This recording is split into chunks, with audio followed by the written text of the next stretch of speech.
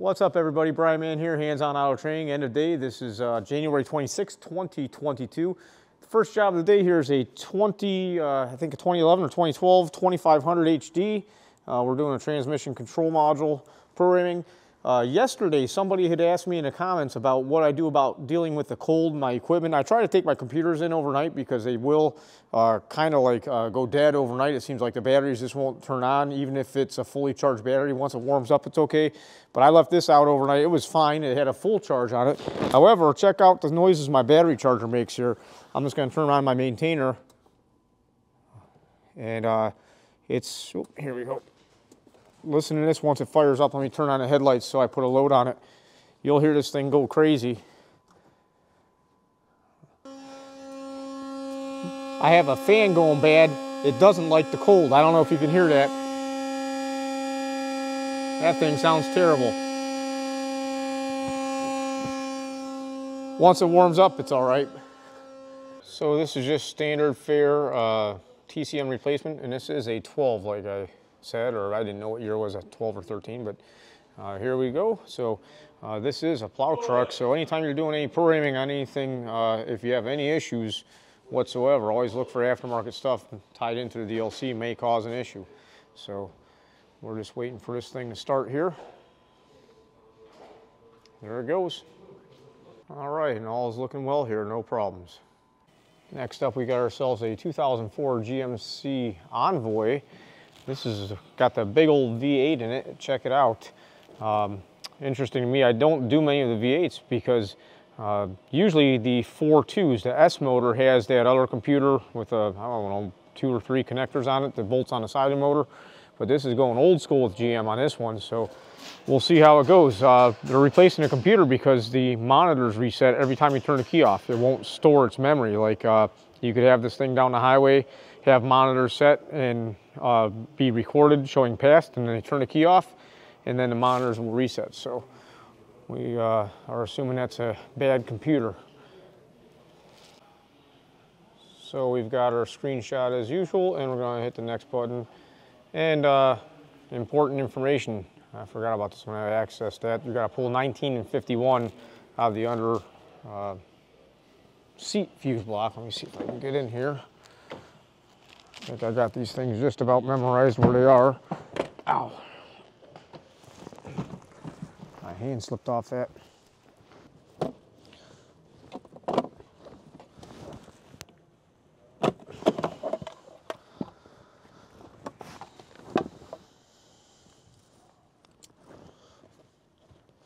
I think 51's over there and 19 should be right over here. So it's this guy and that guy in the middle between those two. And we'll hit the next button.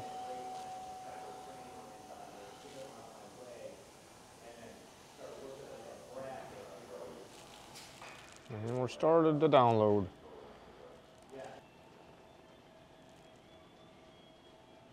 And our programming is complete. And I'm going to go ahead and take a look. If this is truly a remanufactured computer, it may not have a security light, but we'll see. We can always try, right? Is it all right to try and crank this? Yeah. All right. Everything clear? I don't think it's going to start. I think we're going to have a security light on, but we'll see. Yeah, so we got a flashing security light, so we got to go take care of that. All right, we're going to start the security learn. Hopefully it goes through and we don't get stuck doing a manual learn. Some of these older ones get to be tricky sometimes for whatever reason, especially with used or reman computers. So I'm looking for that. There you go, the beep boop. Get that going, and I'll see you guys in 10 minutes. All right, that was 10 minutes. We got our vehicle theft learn done. Security light is out. I'm going to go ahead and turn the key off here and put my fuses back in. There's 51 right there. And actually, check that out. I think I broke that fuse taking it out. Whoops. Doesn't look good. I'm going to get a replacement fuse for that. All right, I got a new one. I was being rough taking that thing out, I won't lie, guys. I was trying to get that out of there and hold the camera or do whatever I was trying to do, and I didn't do a good job. But now we've got 19 and 51 back in there. You can see here, 19 is down there, 51 is right there, but you gotta flip it all around that way. And we'll see if we got ourselves a runner. I'm really hoping I don't have any baloney going on here. No time for Mickey Mouse stuff, if you know what I mean. And I'm trying to hold the camera and do my job. Not easy. There we go.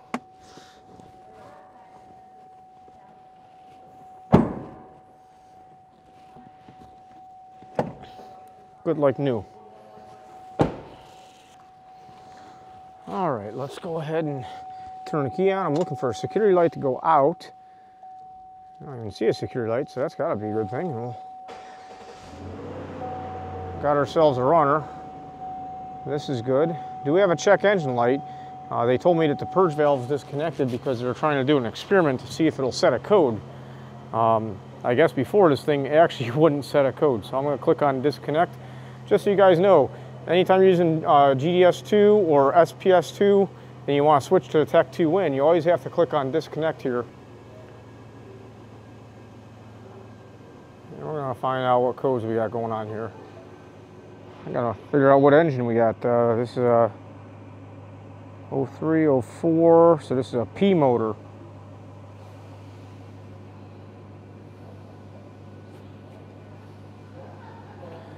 Might have to do a crankshaft variation learn.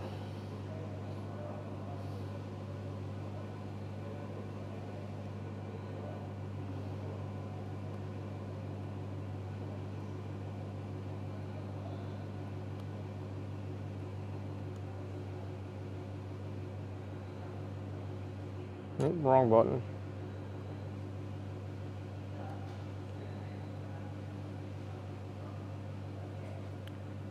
I'm expecting like a 315. We're probably going to have 1631 as a history. And, well, there's our vent code, so that's good. There's our 1631 as history. And, oh, we have history. We've lost communication with the throttle actuator. Interesting. I wasn't expecting this code, but that passed and failed. That could have been due to programming issues. I'm going to go ahead and probably do a crankshaft variation learn anyhow, because we should do that for this vehicle. And we gotta wait to get this thing up to 158 degrees. All right, guys, we're working on a 2009 Chevy Express. This lock cylinder was all jammed up. I was actually trying to duplicate a key off of this, like, you know, I had the key machine decoded. This thing's all worn out. But the good news is I was able to get the lock cylinder to rotate. I'm not sure what all is wrong with this worn out key or whatnot, but we're going to go ahead and build up a new lock cylinder. We're going to take this one apart, take the wafers out, and decode it that way. All right, guys, we got this thing done. Look at the bar drop. That's what you're looking for there. Got to get the bar to drop. This other key was so worn that I was misreading it myself. So it took me a little bit of time to get it done, but we're going to go ahead and cut a PATS key. Not PATS key. What am I talking about? Pass key 3 or plus key, and program this up, get it going. All right, I'm assuming you're not going to be able to see because of the lighting here, but we got this new lock cylinder installed, and it does start and run. Did the old switcheroo with the original key next to it, programmed it up, we're good to go. This thing's nice. Hey guys, sorry about the lighting on that last job. It was kind of dark in that shop, but basically once I got a new lock cylinder in there coded to the vehicle, and the metal key that I had that would turn it, I held up their key, you know, turn the ignition on, turn it off, then put the new one in and learn the new key. So quite simple stuff. Guys, I got a new flyer from the Mac guy, right? I don't know if you guys have Mac tools in your area. I was kind of disappointed. I saw him in the shop. I'm like, hey man, what's going on? What's happening? And there's no electrical or any diagnostic tools whatsoever in this catalog. I was right, well, this isn't the whole catalog, this is just a monthly flyer. We got toy cars and toy trucks and earbuds, but no diagnostic tools. What's up with that? That is kind of funny to me. I'm really not used to that. Usually the tool guys are trying to sell their tools and make money on diagnostic tools. It's usually a higher end product for them. I was talking to him, hey, well, let me help you sell picoscopes. I'd like to do that or something. That'd be fun. Anyhow, our next job is a 2015 Dodge Ram that the key won't turn on. I'm hoping for a pattern failure there. We're gonna head over there next, but I mean, you know, those radio frequency hubs that are behind the cab or behind the back seat of the, in the rear wall of the cab, I'm hoping for some corroded wires there, but we'll see what happens. I'm gonna probably first see if I have access to the key reader, make sure we got our powers and grounds there, but supposedly nothing turns on whatsoever, and supposedly they have another Dodge Ram that has a misfire they'd like me to look at. So I'll let you know what happens. We'll see you. All right, here we got ourselves a Hemi Dodge Ram, and this supposedly doesn't start. They got a battery charger on full tilt over there. I don't see any interior lights on. Just taking a look around, see what I see here. This is a push button start apparently. So let's go ahead and push that. We do have the, when I push the push button, you see the prindle lit up one time. So I don't know what we've got going on here. I thought this was a keyed ignition, but I don't know. So I touch this and we have a quick blink. We have a flashing start stop button and a quick blink of that. I don't see anything else coming on this thing. Interior lights have power if I power them up. Well, time to get a scan tool on this and see if we can figure something out. All right, guys, so I started out here, no communication with the vehicle, no device detected. I was getting no power on my Cardeck 3 Plus. So then I went down here and I had, just 2 seconds ago, I'm telling you, I had nothing lighting up on my cam breakout box. No ground, no power. I got my meter out to verify that. I actually wiggled the connector here and nothing changed. So at that point, I'm literally gonna go down and look here. I see a connector, and I sure am hoping, let me see if I can get this to go on the screen here. You guys can see this is not latched all the way, I don't think. This here, let me get my light there. This connector is definitely not latched all the way. Look at that. I bet you we might have a vehicle that starts and runs now. Hey, okay. Let's see. All right, so no fob detected. Where's my fobs at? I gotta find my fobs. All right. We've got more messages than we had before. So I think we're onto something. I think that connector down there was loose. Now I'm at the point where I'm gonna go ahead and check codes and see what else is going on. It's just too easy. I can't fathom that. We do have a bunch of lights on, brake control, ABS. Could be a bunch of history codes, but we're gonna go ahead and see what else happens. That connector was definitely loose. Let's head on back to our Y-Tech and see if we can get in here. Connector device, Cardeck 3. I don't know if you guys see, but Y-Tech changed all their stuff. The device is connected. Man, I really thought we were going to be having like a corroded radio frequency hub connector or something. It did auto ID the vehicle. You got a VIN. This is good. 32 DTCs. Let's take a look here and see what we got. I'm going to first run a scan report. That's in the upper right-hand corner. Do a complete vehicle scan report for our customer. And we're going to go ahead and print this because that's important. All right, got that pre-scan report saved. I'm gonna go ahead and turn the key off. I'm gonna, basically, I wanna just clear all of the codes because when you have loose connections like this, you could have a lot of stuff set and really not have anything going on, especially with a fine Chrysler product. So I'm just gonna go and clear all these and see what happens. I mean, look at stored. Let's see where our active codes are. Only 2 active codes, left front fog lamp circuit and center stop lamp circuit. So we're gonna go back up here to the top. They do have that little to the top button on your Y-Tech. Make sure you always hit that. Clear all DTCs, continue. So we're gonna wipe this clean, see what happens, and probably round up a zip tie. Let me get my other light so you guys can see this. what I'm talking about, so we're all on the same page here. This connector right here was not latched. It was literally like halfway open.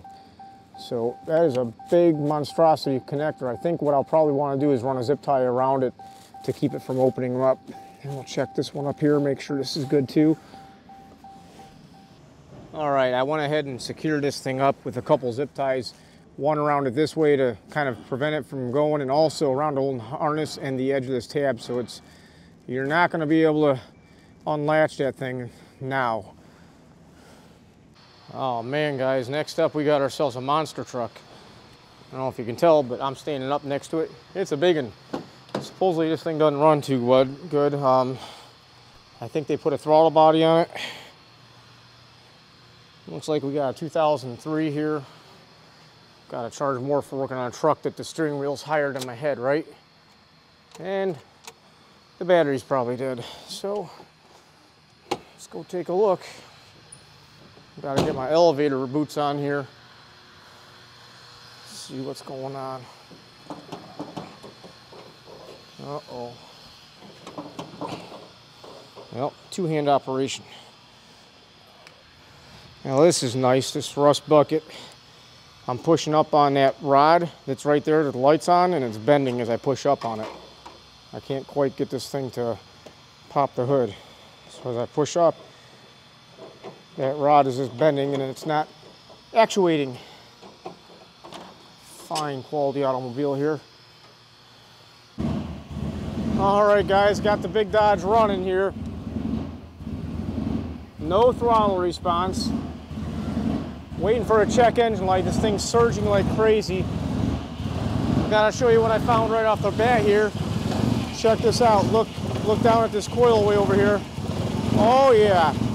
Look at that baby jumping out. We gotta get a coil on here and maybe a spark plug for starters, see what happens. Okay, we're gonna go ahead and take a look at what codes we have here. Be the first one to tell you, I don't know what we're gonna find. I think, and we're taking it old school here, up to 2003. I'm not worried about testing those modules, okay?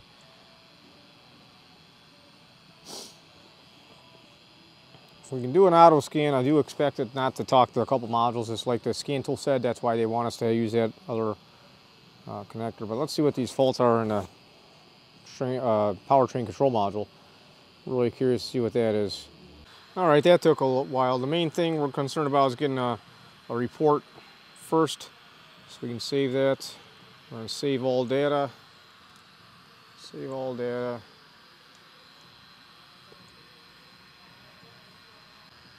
All right, let's go back and see what we got here in our powertrain control module. That's what I want to see.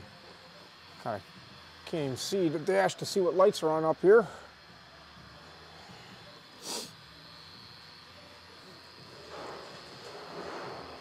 Four codes. What do we think we're going to have here? 2106, 2108, 2172. That's what I'm concerned with. And we got a 352 ignition coil control circuit, so that's interesting. I don't think that's coil control number 2. I have to figure out how the coils are on this car. I'm not familiar with the system, so I'll have to look that up. But I'm really concerned about this 2172. So to be honest with you, I'm going to run right over to Identifix. Okay, guys, I got the throttle body kind of blocked off. We're leaking a little bit there, but I'd have to say we've got a major leak down here somewhere. I really don't know where it's leaking. I can't see. And I'm not going to take the credit from Identifix. I got some of these codes here. I think we got all 3 of these, but they basically are talking about intake leaks. And guys, that's where I got to testing that manifold for a leak. I really didn't know what we find there, but my goodness, look at the smoke rolling out of that. Woo-wee. So that Dodge Ram was pretty interesting. I can't say that I've seen that before. that intake leaking that bad. Let me know if you guys seen it. I'm sure probably it must be a common problem because it was up on Identifix, but we're gonna go ahead and get that intake, get a couple coils, and then see what happens. They didn't want me to go any further with the diagnosis of that 352 primary circuit. I think was what was going on there. Might be another coil, who knows, but we gotta get this thing so it can at least idle first. On top of that, guys, just so you guys know, premium members, I do have up on the website our next 2 meetings listed. There are 9 p.m. Eastern Standard Time meetings. Be sure to check that out. I hope everybody's doing good. If you have any questions, comments, or concerns, I will try to answer them in the comments, but it's a lot to keep up with, if you know. So you guys have a great evening. Bye-bye.